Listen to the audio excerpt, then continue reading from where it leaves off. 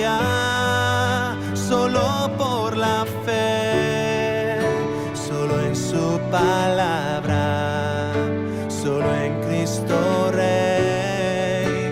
Sea la gloria por su eterno amor. Vamos a tener una palabra de oración al Señor, pidiéndole su dirección, su bendición en la predicación de la palabra en esta mañana. Señor Dios nuestro, abrimos las Escrituras y reconocemos que es lámpara a nuestros pies. En este mundo de oscuridad y de confusión, donde todo el mundo dice tener la verdad y tener la luz, Señor, qué descanso para nuestros corazones, acercarnos a ti, escuchar tu santa palabra. Tú nos conoces, Señor, como nadie. Tú hablas a nuestras almas como nadie. Señor, tu palabra es espada de dos filos que penetra hasta lo más profundo de nuestro ser. Te pedimos que sea así en el día de hoy de nuevo, que tú toques nuestros corazones, los transformes, los renueves, los cambies a tu imagen y semejanza. Señor, te pedimos que tú nos hables a partir de ahora en este pasaje, en esta serie de sermones sobre la vida de José, que nos encontremos con la maravilla de tu Evangelio una vez más. En el precioso nombre del Señor Jesús. Amén. Empezamos esta serie de sermones. Serán varios, seguramente nos ocupen 15 o 16 o 17 sermones sobre la vida de José, este personaje tan importante del Antiguo Testamento que encontramos en la segunda mitad del libro de Génesis, capítulo 37 en adelante, 37 al 50. No vamos a leer esos 14 capítulos ahora, pero el sermón de hoy sí es una introducción a lo que es, creo yo, el tema principal, central en la vida de José, como es la gracia de Dios mostrada en su vida. En cierta ocasión, y esto es verídico, no hago broma, un joven se acercó al pastor y le dijo: Pastor, ¿me puede explicar la vida de José? Porque es que no la conozco. El pastor, cuando los pastores nos hacen esa pregunta, nos llenamos de gozo. Hombre, claro que sí. Ven aquí, hijo mío. Te voy a explicar la vida de José. José era el menor de sus hermanos. José apacentaba las ovejas de su padre. José era el preferido de su padre. Su padre le regaló una túnica de muchos colores. Claro, sus hermanos tenían envidia. Sus hermanos acabaron vendiéndole como esclavo y fue llevado por unos mercaderes a Egipto. Allí trabajó para Potifar. Pero su mujer lo acusó injustamente, fue llevado a prisión. A todo esto el chico iba cambiando su cara, se iba poniendo muy serio. Entonces estuvo en prisión, pero Dios le concedió que interpretara sueños. Y cuando Faraón tuvo un sueño, interpretó el sueño de Faraón.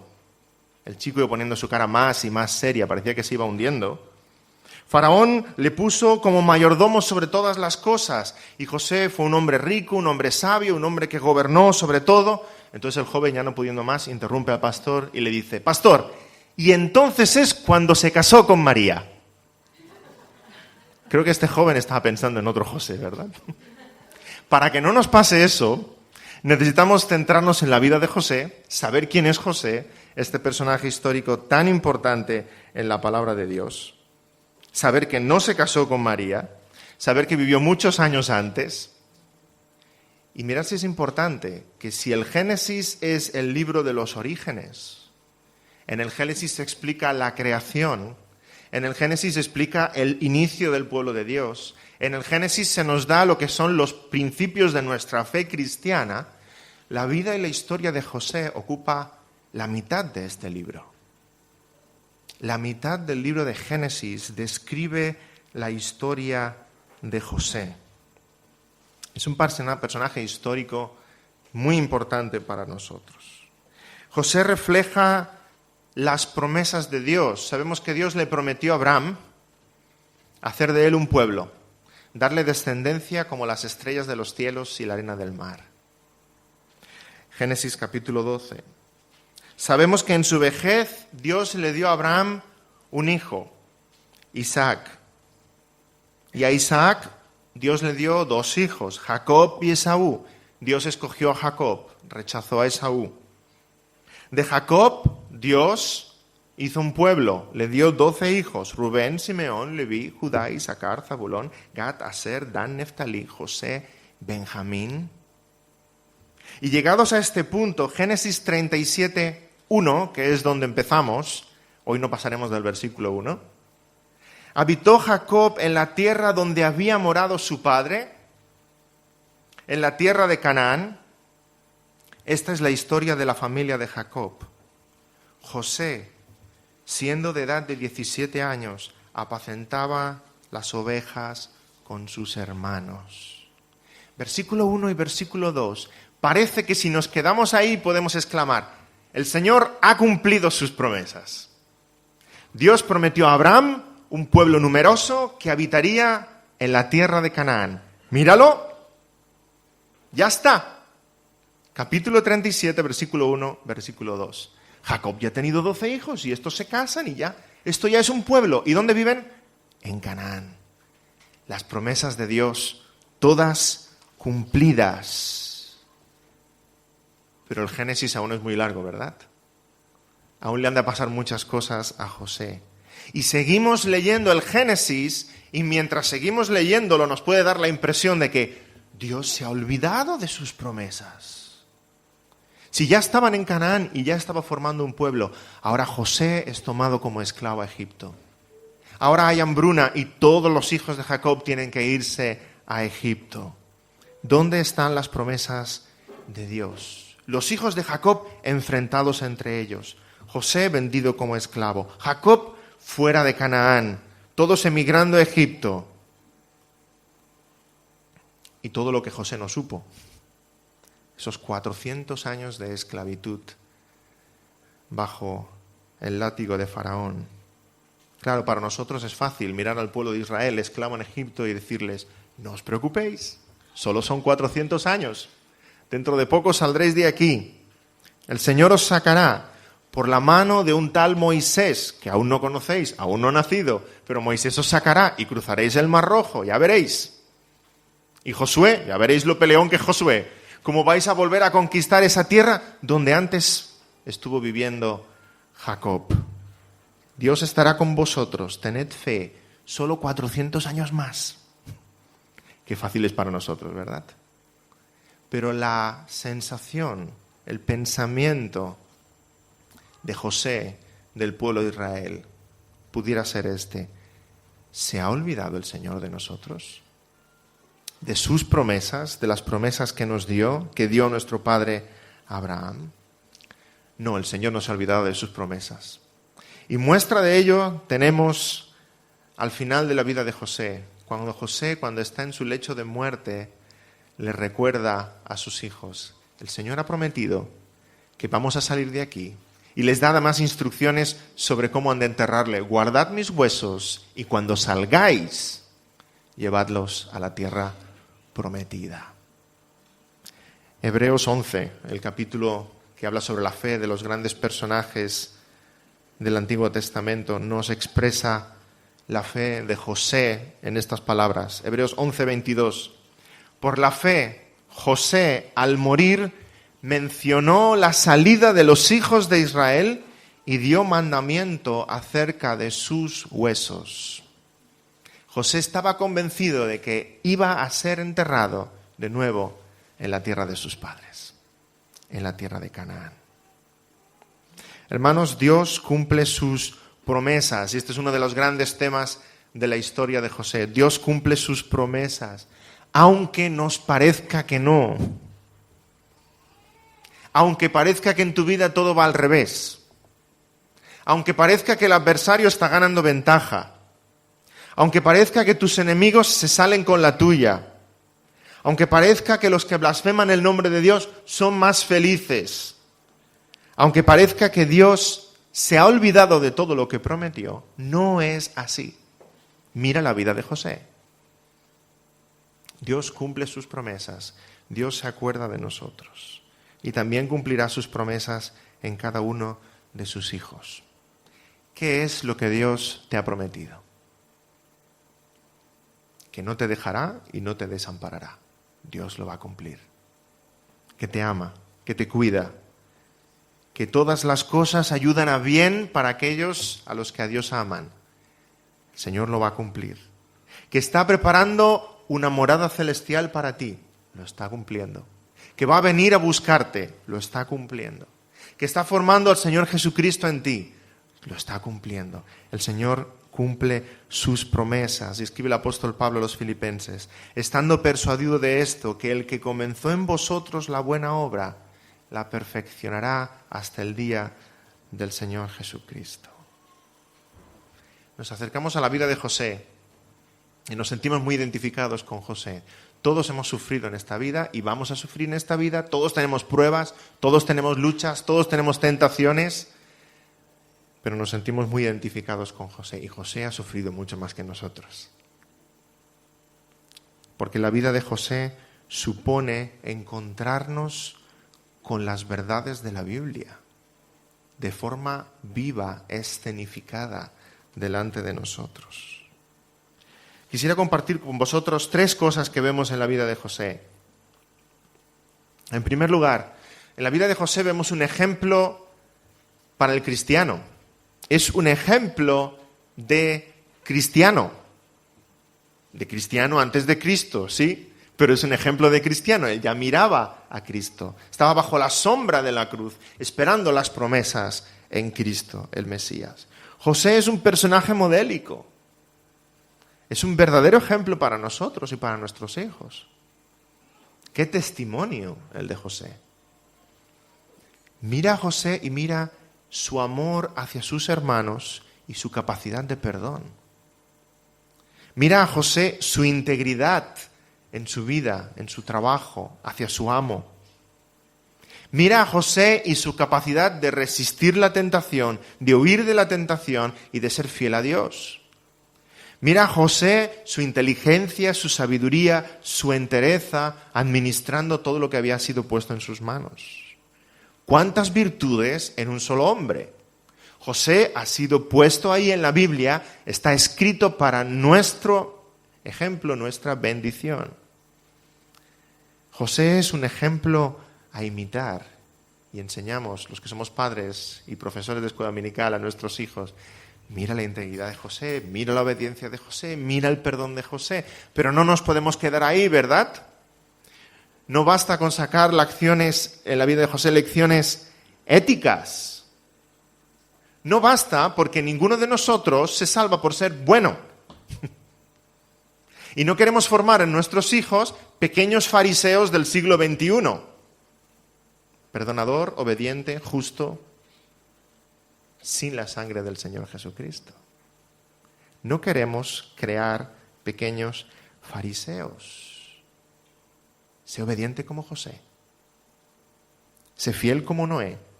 Sé paciente como Job. Sé sabio como Salomón. Sé valiente como Josué. ¿Y Cristo? ¿Dónde está en todo esto? Por supuesto, hemos de imitar las virtudes de José, y en esta serie de sermones nos vamos a encontrar con muchas. Hemos de imitarlo, es un fiel siervo del Señor, pero hemos de ver mucho más. Hemos de ver cómo la vida y el ejemplo de José apuntan hacia el Señor Jesucristo. Tenemos delante de nosotros el Evangelio según José, en su vida, en su historia, en sus experiencias. Y esta es la segunda gran lección que vamos a extraer de la vida de José. Tenemos un vivo ejemplo del Evangelio. El Evangelio está aquí. Por supuesto, hemos de enseñar a nuestros hijos sobre Noé, pero luego decirles que Cristo es nuestro Noé. Él ha construido ese plan perfecto de salvación. Por supuesto, hemos de enseñar a nuestros hijos que hemos de ser valientes como Josué, y luego que Cristo es nuestro Josué, que nos conduce hacia la tierra prometida, la vida eterna. Por supuesto, vamos a aprender mucho de José, pero luego hemos de decir: Cristo es nuestro José, al cual nosotros vendimos y entregamos falsamente, y al final de todo fue nuestro benefactor, nuestro Salvador. Nos perdonó nuestras faltas, nos perdonó nuestras deudas. Cuando nos dijo: yo soy, como José se presentó ante sus hermanos: yo soy José, vuestro hermano. No nos lo hizo pagar, sino que nos recibió a su mesa. ¿O no está el Evangelio aquí, en la historia de José? Los paralelismos entre la historia de José y el Evangelio del Señor Jesucristo son innumerables. Un autor, Arthur Pink, se atrevió a contarlos, hasta 110 similitudes entre la vida de José y la vida del Señor Jesucristo. Juan Calvino escribe sobre la vida de José: en esta historia no solo tenemos un hermoso ejemplo de la providencia divina, sino que además encontramos otros 2 puntos dignos de mencionar. Primero, que el Señor realiza su obra de formas maravillosas e inusuales. Segundo, que Él lleva a cabo la salvación de su iglesia no a través de un magnífico esplendor, sino a través de la muerte y la tumba. En la persona de José se nos presenta la imagen viva de Cristo.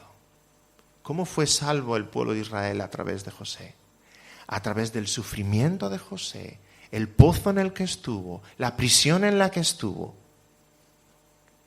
Y a través del sufrimiento de José, Él hizo venir, rescató a sus hermanos de una muerte segura. Ahí está el Evangelio del Señor Jesucristo. No fue, como dice Calvino, a través de este magnífico esplendor, fue a través de la muerte, la crucifixión y la resurrección del Señor Jesucristo que nosotros hemos sido salvos, hemos sido redimidos por la mano de Dios. Acerquémonos entonces a la vida de José como el que se acerca a una maqueta de un edificio. Aquellos que son arquitectos, antes de hacer una gran construcción, construyen una pequeña maqueta, ¿verdad? Con papel, con cartón. Y dicen, mira, esto va a ser la casa que voy a construir. En efecto, aquello no es la casa, aquello es una maqueta de la casa. Nos acercamos a José como si nos acercáramos al Evangelio, porque vamos a ver en su vida una maqueta de lo que es el Evangelio del Señor Jesucristo, la vida del Señor Jesucristo. Cristo es nuestro José, quien habiendo sido justo, habiendo sido limpio, es tratado injustamente, y a pesar de nuestra injusticia, Él es exaltado a la diestra del Padre y se convierte en nuestro Salvador. Así que no vamos a estudiar solo la vida de José, vamos a estudiar también el Evangelio en la vida de José. Y una tercera razón por la cual nos acercamos a la vida de este personaje del Antiguo Testamento es que José es un hermoso ejemplo de la gracia de Dios. Un hermoso ejemplo de la gracia de Dios. Muchas veces, aquellas grandes doctrinas que nosotros queremos aprender y están en la Biblia, el Señor nos da un personaje en este libro sagrado para que las veamos de forma viva. ¿Quieres saber lo que es el perdón? Mira a Pedro. Negó al Señor 3 veces, lloró amargamente y corrió a los pies de su maestro. Pedro. ¿Quieres saber lo que es la paciencia? Mira a Moisés. Aguantando ese pueblo 40 años, un pueblo quejoso, un pueblo que se lamentaba, un pueblo que añoraba las hortalizas de Egipto, un pueblo al cual Dios dice, ya está, se acabó, lo destruyo. Y Moisés dice, no, Señor. Y clamó, intercedió. ¿Quieres saber lo que es la paciencia? Mira a Moisés. ¿Quieres saber lo que es la gracia de Dios? Mira a José.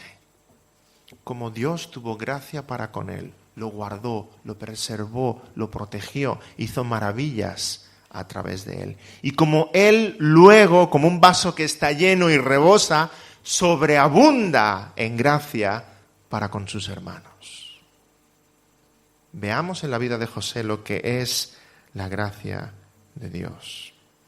La gracia es un tema central en la vida de José.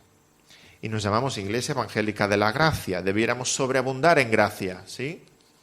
No solamente hemos puesto ese nombre porque es una doctrina hermosa, sino porque queremos vivir, encarnar lo que es la gracia.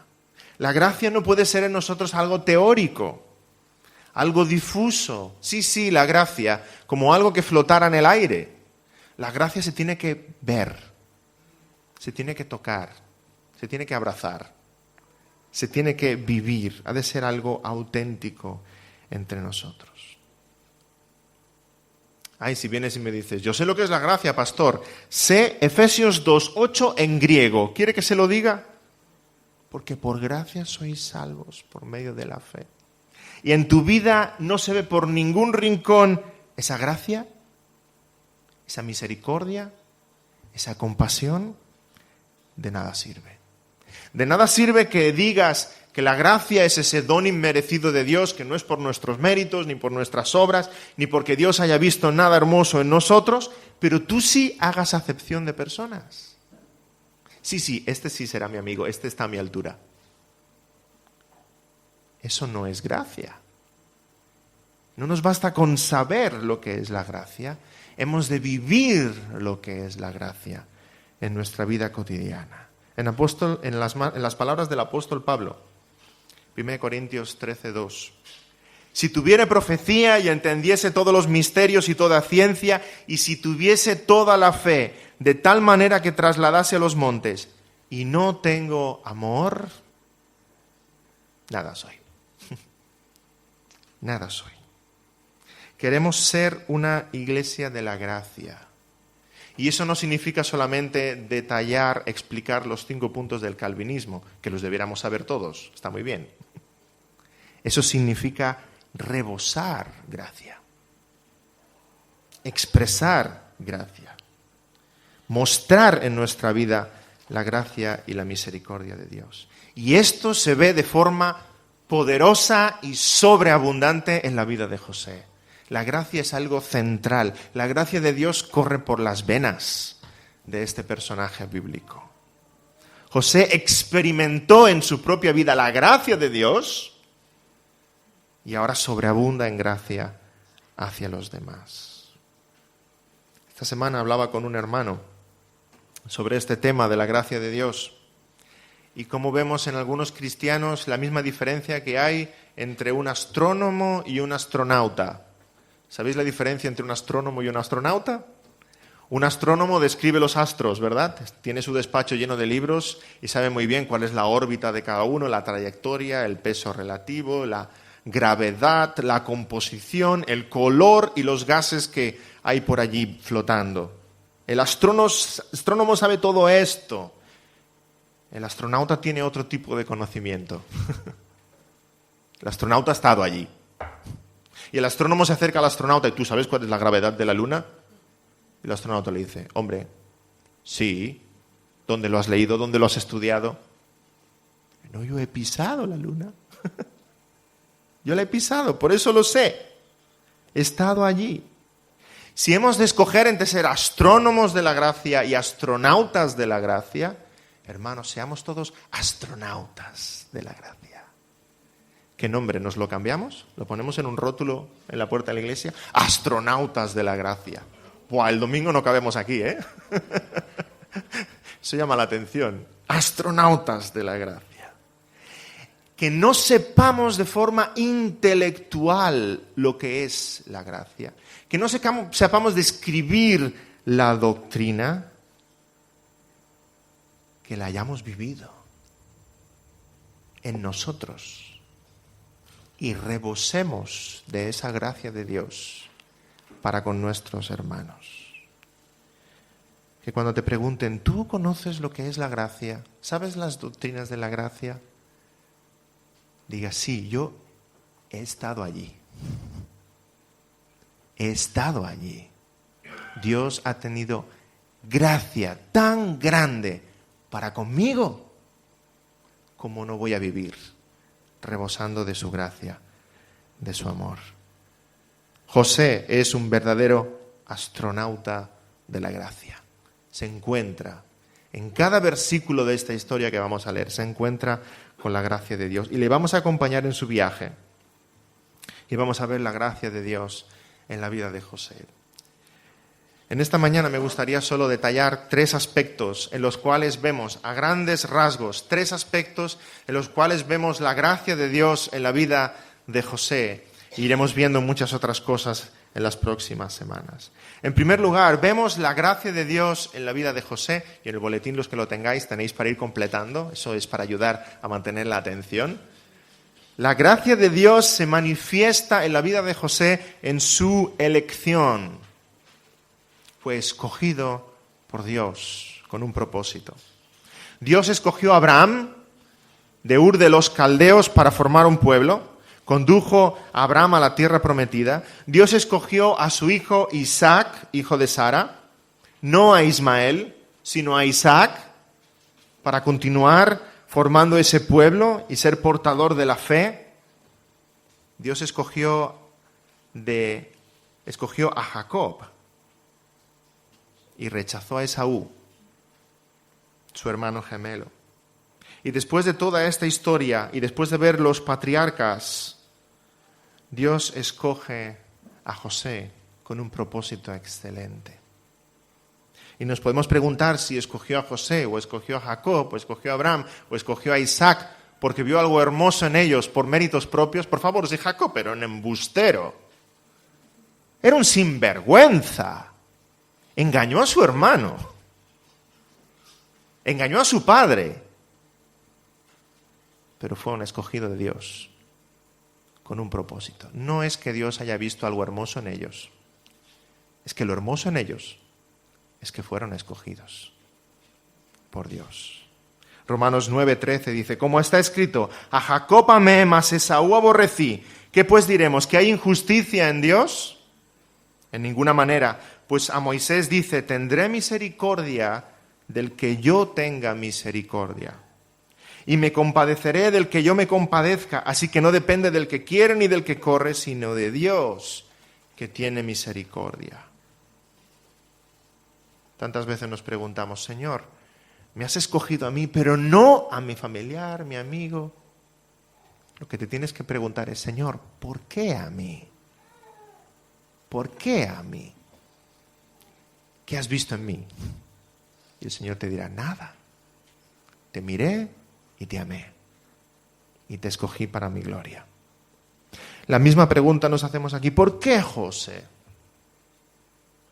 No se nos describe ninguna virtud hermosa en José. Solo se nos dice en el capítulo 37 que era un joven de 17 años que pastoreaba las ovejas de su padre con sus hermanos. Un joven pastor de una familia nómada en el desierto lejano. Pero Dios iba a hacer de él el mayordomo del imperio más grande sobre la tierra, Egipto. Increíble. Y no solo del imperio más grande, iba a hacer de él el salvador del mundo, porque todos los pueblos vinieron a Egipto a buscar qué comer. El salvador del mundo. Así con nosotros, por su infinita gracia, Dios nos ha escogido antes de la fundación del mundo con un propósito, en sus designios, en su plan secreto.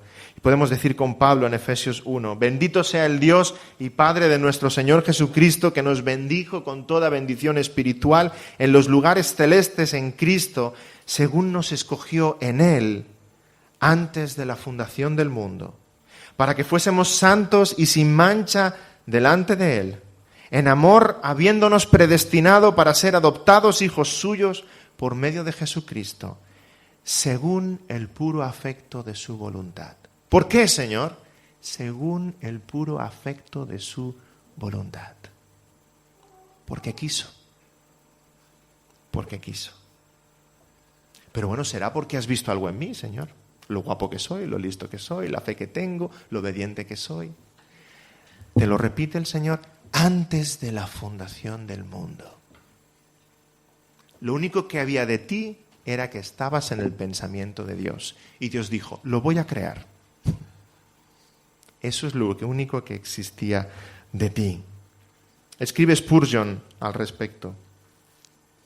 John Newton solía contar una fantástica historia, y se reía también de ella, acerca de una buena mujer que con el objeto de mostrar la doctrina de la elección decía, ay Señor, Dios debe de haberme escogido antes de que yo naciera, pues de otra forma no podía haber visto nada en mí que se pudiera amar después. Estoy seguro que eso es cierto en mi caso. Yo creo en la doctrina de la elección porque estoy absolutamente seguro de que si Dios no me hubiera elegido, yo nunca le hubiera elegido a Él. Y estoy seguro que Él me eligió antes que yo naciera, pues de otra forma Él nunca me habría elegido después.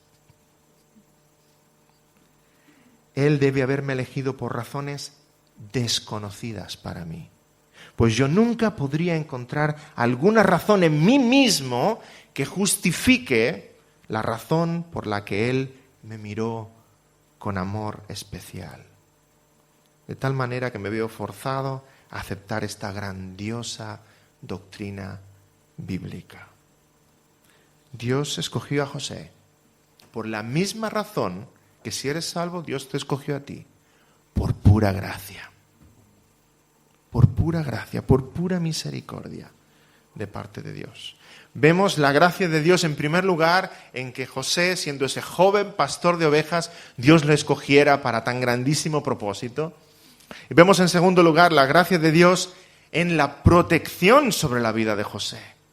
Ese es otro aspecto de la gracia del cual hemos de ser conscientes. Dios cada día tiene gracia para contigo porque te guarda del mundo, te guarda de ti mismo, te guarda de la tentación. Y al leer la historia de José nos quedamos maravillados de la protección de Dios en medio de todo lo que José vive. Es increíble. Seguro que si José en la celda hablara con un compañero de prisión, su compañero le diría: algo muy gordo debes haber hecho contra tu Dios para que te envíe todas estas pruebas. Debe estar muy enfadado contigo. Y lo cierto es que en medio de todas esas vicisitudes en la vida de José, vemos la mano poderosa y protectora de Dios. Así que la gracia de Dios, hermanos, no la veamos solo como una serie de bendiciones que Dios derrama sobre nosotros. La gracia de Dios es toda su protección del mal que vivimos constantemente en nuestras vidas. Aún en medio de las pruebas más feroces. La vida de José podría haber durado no 14 capítulos, sino 20 versículos. Cuando sus hermanos lo maltratan y dicen literalmente en Génesis 37:20, ¡matémosle! Ahí empieza la gracia de Dios con él. El Señor pone el corazón de Rubén: no le matemos, no demos este disgusto tan grande a nuestro padre. Echémosle en ese pozo. Pero entonces Rubén está ausente, Génesis 37:26, y otra vez quieren matarlo. ¡Matémosle! Y el Señor pone en el corazón de Judá: ¿por qué lo vamos a matar? ¡Qué desperdicio! Vamos a venderlo a esos mercaderes, aún sacaremos algo. Y el Señor vuelve a preservar otra vez la vida de José. Es acusado injustamente en Génesis 39:20 por la mujer de Potifar, y de nuevo no lo matan, sino que Dios pone en el corazón de Potifar echarlo en la prisión. De nuevo preserva su vida el Señor. Estando en prisión, no se pasa toda la vida en prisión, sino al cabo de unos años el Señor hace que se cruce con el copero que tiene un sueño. Y José interpreta ese sueño. Y más tarde el copero se acordará de él y Dios lo saca de esa prisión. ¿Vemos la gracia de Dios en la vida de José? Y visto de esta manera, ¿ves ahora la gracia de Dios en tu vida?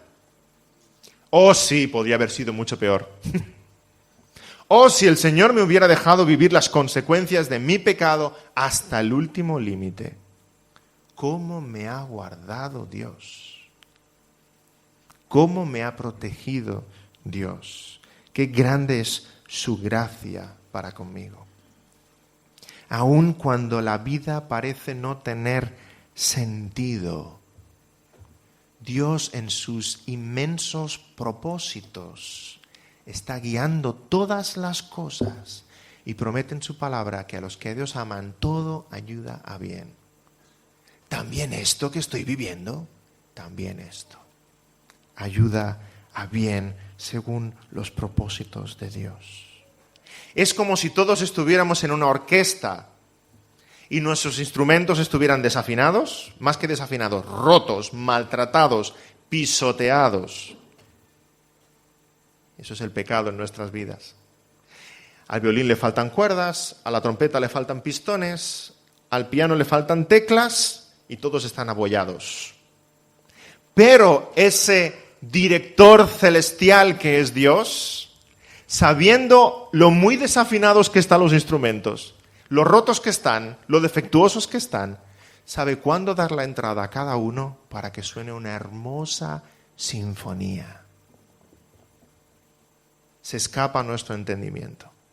Cómo en nuestras vidas todo sale mal, cómo en nuestras vidas hay tantas dificultades y sin embargo Dios lleva a cabo su plan sublime, perfecto sobre todas las cosas.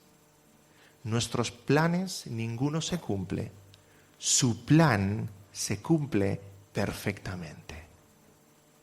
Y eso lo vemos en la vida de José. Y así concluye el libro de José, Génesis 50, 20. Cuando José está reconciliado con sus hermanos y les dice lo siguiente: vosotros pensasteis mal contra mí, mas Dios lo encaminó a bien para hacer lo que vemos hoy, para mantener en vida a mucho pueblo. Qué descanso tan grande para los que somos creyentes.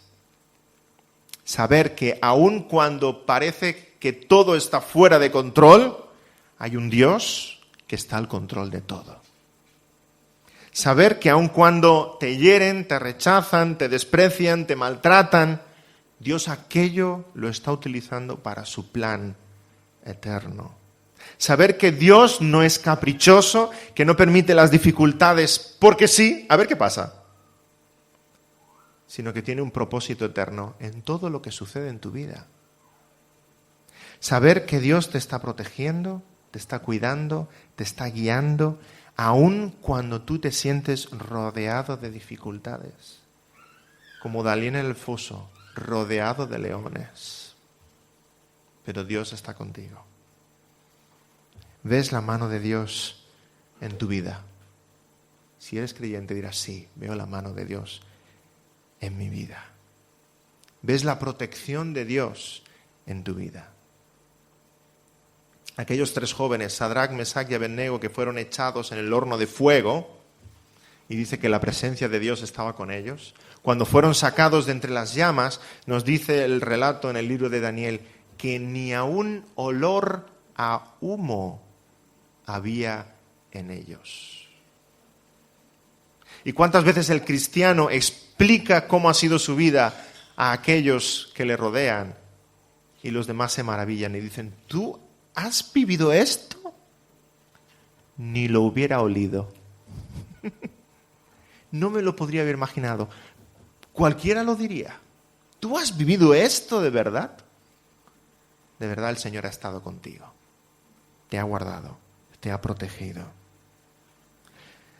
En tercer y último lugar, vemos la gracia de Dios en la elección de José, la gracia de Dios en la protección de José. Vemos la gracia de Dios en el carácter de José. Qué protección tan perfecta, la de Dios. ¿No te llama la atención que después de todo lo que José ha sufrido, José no hubiera sido destruido por las pruebas de la vida, completamente destruido por las dificultades en su vida? Y sin embargo, José es como ese oro que lo pones en el horno, que cuando más calienta el horno, más puro es aquel oro, más refinado, mayor brillo. Las dificultades en la vida de José forman en él un corazón más servicial y obediente al Señor. Y sin embargo, José sufrió mucho, muchísimo. ¿Te sientes solo y abatido? José más. ¿Te sientes abandonado y defraudado por los que más quieres? José más. ¿Te sientes tentado por las cosas del mundo? José más. ¿Te sientes engañado y maltratado por los que están en autoridad sobre ti? José más aún. ¿Te sientes mal porque me han tratado injustamente? José más. Y sin embargo, cómo brilla el carácter de este hombre de Dios en medio de las dificultades. La gracia de Dios le guardó, le preservó, le conservó, le protegió en medio de todas las dificultades que vivió. Sufrió el rechazo y los insultos de sus hermanos, sufrió malos tratos y fue echado en un pozo, sufrió la separación de su familia y ser vendido como esclavo, sufrió el ser extranjero en otro país, no conocer la cultura, ni la lengua, ni las costumbres, sufrió la separación de su madre, a la cual no volvió a ver y no pudo enterrar, sufrió el acoso de la mujer de Potifar, sufrió la acusación injusta y ser metido en una prisión sin un justo juicio, sufrió años en una prisión lúgubre, sufrió el olvido del copero después de haberle ayudado. José es una vida de sufrimiento. Y cuando hablamos de sufrimiento, todos de una forma u otra nos sentimos identificados. Todos sufrimos de una u otra manera. ¿No cabría esperar un José deprimido, un José amargado, un José iracundo, un José lleno de enojo, de ira, de rencor, de odio? Y sin embargo no vemos ese José. Todo el sufrimiento sobre él no nos dice que ese debiera ser su corazón. Según el mundo sí, según el poder de Dios no. No es ese el José que vemos. Así es como el mundo reaccionaría, así es como el hombre sin Cristo reaccionaría según la carne. Que Faraón ha tenido un sueño, que se lo interprete él, después de haberme tenido aquí olvidado tantos años en prisión. Anda, ahora me va a venir con favores. Y ahora que tengo poder, ¡ja! Por favor, mandar traer a la mujer de Potifar, que va a ver lo que es pudrirse en la cárcel. Y cuando José tuvo alimento y sus hermanos se inclinan delante de él, ¡hey, chatos! Soy José. Ahora vosotros vais a ser mis esclavos. ¿O no? José es otra historia. No hay ira, no hay rencor, no hay amargura. La gracia de Dios brota de su alma. Hay amor, hay perdón, hay misericordia. Según el mundo, hermanos, según el mundo, y no escuchéis la filosofía y la sabiduría del mundo, cuando sufres, casi que estás excusado a pecar. Claro que la maté. Si tú hubieras sabido lo que yo sufrí cuando era pequeño. Por supuesto que estoy hundido y no puedo salir de casa, porque es que si tú supieras lo abandonado y solo que me siento. José podría haber pecado con la mujer de Potifar y luego ir a un psicólogo de Egipto y el psicólogo decirle: chato, no te tormentes, estabas falto de cariño, mira qué infancia, tus hermanos te maltrataban, separado de tu padre que tanto querías, te ofreció un poquito de afecto y caíste, pero es normal. Eso es la filosofía del mundo. José está aquí escrita en la Biblia, su vida, su historia, para romper moldes y que veamos lo que de verdad es la gracia de Dios. El mundo dice que lo que otros han hecho contra ti te ha de hundir, te ha de destruir, te ha de amargar. José dice: no, pecaron mucho contra mí, pero podemos abundar en gracia. El mundo dice que si otros han pecado contra ti, que si has sufrido mucho en esta vida, casi que hemos de excusar el pecado. Claro, es normal que tengas estos problemas, es que no lo has pasado bien. José dice: no, podemos haber sufrido y mucho en esta vida, pero la gracia de Dios guarda el corazón del cristiano para que sea un corazón que lo alaba y lo bendice constantemente. Dios guardó a José. Y José es alguien cada vez más precioso a los ojos de Dios a través de las pruebas. Es como si José fuera un trozo de hierro candente que pones en el yunque y golpeas con un martillo para darle forma. Cada vez más forma, la forma del Señor Jesucristo. Y te invito a que veas así las pruebas en tu vida. Las dificultades en tu vida no son del antojo de un Dios caprichoso. Las dificultades y el sufrimiento en nuestra vida están en las manos de Dios. Como ese martillo, como ese yunque, Dios está formando algo precioso en ti. Quiere formar al Señor Jesucristo. ¿Hasta qué punto tuvo gracia José para con sus hermanos? Que le habían maltratado, le habían metido en todo aquello. Y sin embargo, él pagó sus malas obras con bien. Como dice la palabra, no seáis vencidos del mal, sino venced con el bien el mal. ¿Y acaso no es eso lo que el Señor Jesucristo ha hecho contigo? Ay, nos hemos identificado mucho rato con José, pero ahora os voy a decir la verdad. Tú y yo no somos José, Cristo es José. Tú y yo somos sus hermanos.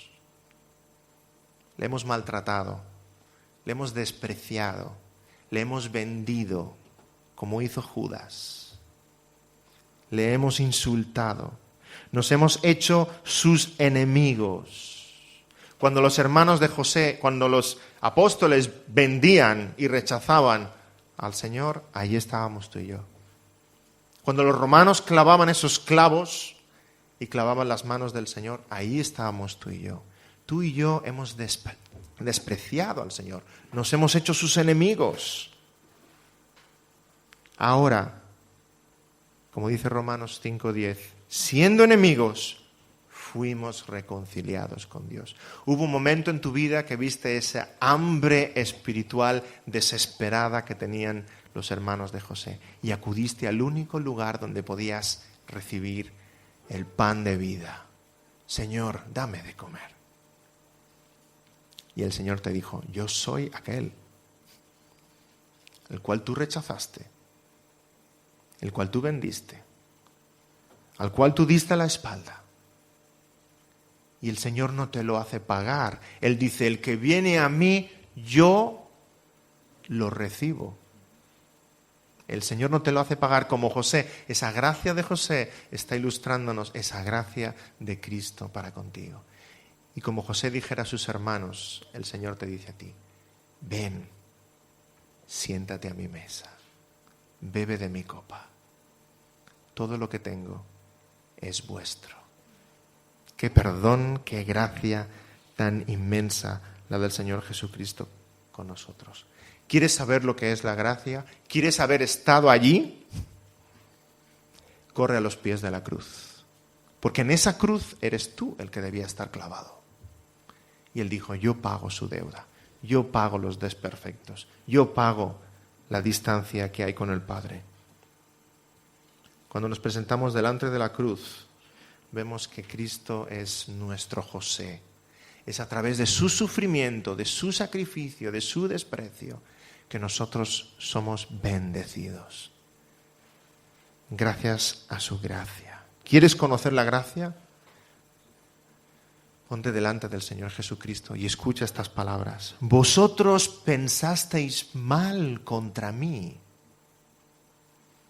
mas Dios lo encaminó a bien para hacer lo que vemos hoy, para dar vida a todo este pueblo. Y el Señor te dice aún hoy, ven a mí. Solo en mí hay alimento espiritual. El Señor te dice, ven a mí, solo a mí hay gracia abundante. El Señor te dice, ven a mí y verás esa gracia inmerecida de Dios para contigo. Amén. Sepamos de la gracia y vivamos la gracia en nuestras vidas.